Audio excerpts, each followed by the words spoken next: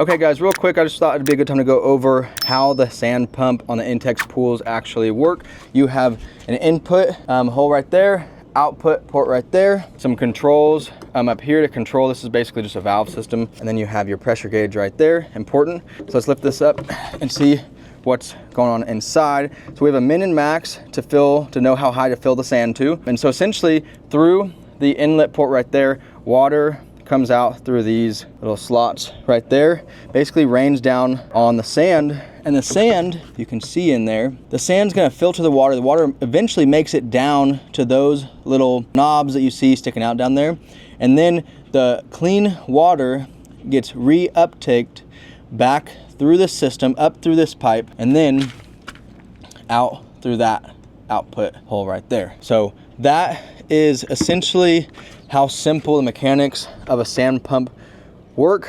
Pretty sure most, if not all of them, function this way. Water goes in, filters through the sand, and then gets sucked back out as clean water go on through back to the pool. So anyways, if you have any questions, just comment below. Happy to explain this more in depth in the comments. This is part of a series of my Intex pool.